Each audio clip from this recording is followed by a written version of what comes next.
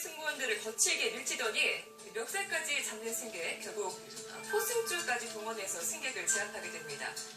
하지만 난동은 좀처럼 그치지 않았습니다. 무려 1시간가량 이런 행패가 계속됐고 주변에 있던 승객들은 불안에 떨어야 했는데요. 결박당한 뒤에도 이 남성은 분이 풀리지 않았는지 승무원을 향해서 고성과 욕설을 퍼부었습니다. 급기야 승무원에게 침까지 내뱉는 남성. 여성 승무원을 폭행하기도 했습니다.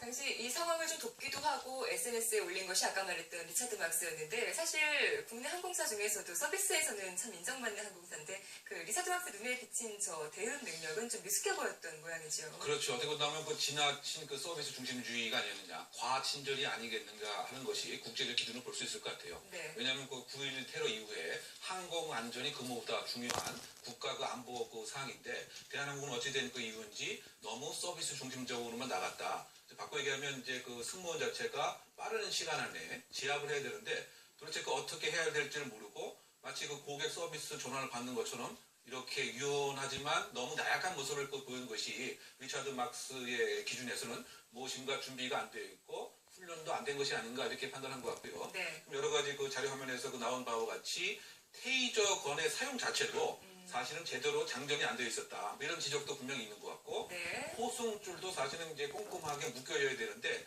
이것은 훈련이 안 된 탓에 그 상대방이 완전히 제압이 안 되었다. 더군다나 그 외국 항공사와 비교를 해본다고 한다면 적어도 5분, 10분 안에 빨리 제압이 되어야 대형 참사도 막을 수 있고, 혹시 저 사람이 테러리스트의 가능성도 배제할 수는 없기 때문에 소위 말해서 이제 그 비행석을 장악을 해서 항공 비행사를 장악할 수가 있단 말이죠. 네. 그렇다 보면 신속성이 그 중요한데 그런 것이 상당히 그 부족했다. 그래서 평상시에 기초적인 대비와 매뉴얼과 준비가 상당히 열악한 것이 아니었느냐, 이런 지적이 리차드 막스의 SNS에 나타났던 것입니다. 자, 외국 승무원들도 대한항공 승무원의 대처가 잘못됐다는 지적을 내놨습니다. 계속 보시겠습니다. 승무원들이 되게 미흡한 대처에 놀랬었어요. 절박하는 바다에서 굉장히 예의 바르겠잖아요. 외국인 승객들 보기는 다른 사람한테 뭐 피해를 입힐 것 같으면 바로 결박을 하고 물건을 없거든요. 쭉 드려야 되는데 힘든데도 오늘 결박합니다라고 이렇게 상황 설명하고 있잖아요. 서비스의 일종 부분이기도 한데 아쉬웠어요. 원래 이제 승무원이 존재하는 이유가 서비스도 서비스지만 이렇게 항공기 내에서 발생하는 여러 가지 안전사고에 대처하기 위해서 특히 남성 승무원 한 명이 의무적으로 탑승을 하게 되어 있거든요. 남성 승무원이 없었던 모양이죠. 그렇죠. 그 남성 승무원이 없었고 이제 남성 이제 그 다른 분이 있었던 것 같습니다. 네. 원칙상으로 이제 그 보안 요원이 함께 그 동승을 해서 필요한 경우에 이른바 기내에서의 그 경찰 사법권을 행사할 수가 있는 것이죠. 기장이 경찰 사법권을 갖고 있고 승무원이 그것을 이제 그 위임을 받고 있는 이것 형태입니다. 네. 그런데 저와 같이 그 현실적인 문제가 발생했던 근본적인 이유 중에 그 하나는 소위 말해서 그 승무원들이 적극적인 행위를 그 했을 때에 결국은 나중에 클레임이 오게 되면 본인이 인사고과에 불이익이 상당 부분 있다 보니까 위축될 수밖에 없는 것이고, 또 이것이 기업 문화에 간간히 배어있다 보니까 평상시에 교육훈련도 이 난동 승객에 대한 제압 훈련은 상당히 그 부족했다. 이런 점이 하나의 그 이유라고 봐야 될 것 같고요. 네. 또 그 법적인 그 측면에서 소위 말해서 정당방위라고 하는 것이 아주 좁게 인정되기 때문에 혹시 상대방을 제압하는 과정에서 이 승객이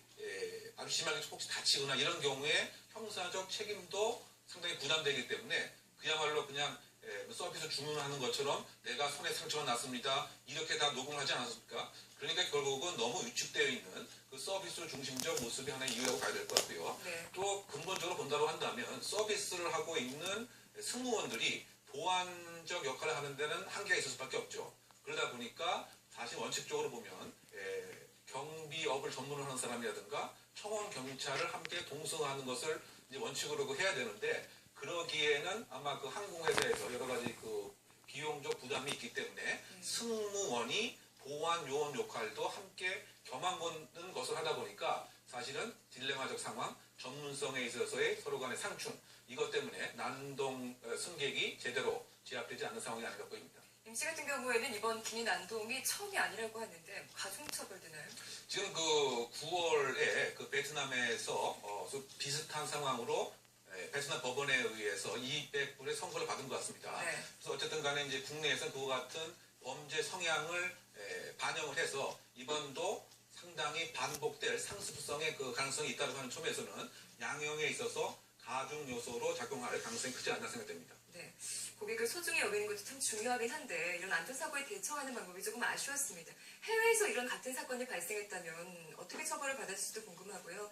끝으로 이제 우리 국내 항공사들이 좀 더 명심하고 앞으로 개선해 나가야 될 점들 짚어주시죠. 예, 가장 큰 차이가 이제 그 처벌에 대한 양에 있어서 너무 차이가 있는 것이죠. 뭐 미국 같은 경우 무려 20년까지 징역형을 선고받을 수가 있습니다. 근데 국내 경우에는 고작해야 5년 이하 징역인데 이거 실제로 기소된 경우도 거의 없는 것이죠. 네. 또 하나는 이제 그 승객이 지켜야 할 여러 가지 의무 사항을 사전에 공지해서 승객들도 그것을 충분히 인지하는 것도 함께 필요합니다.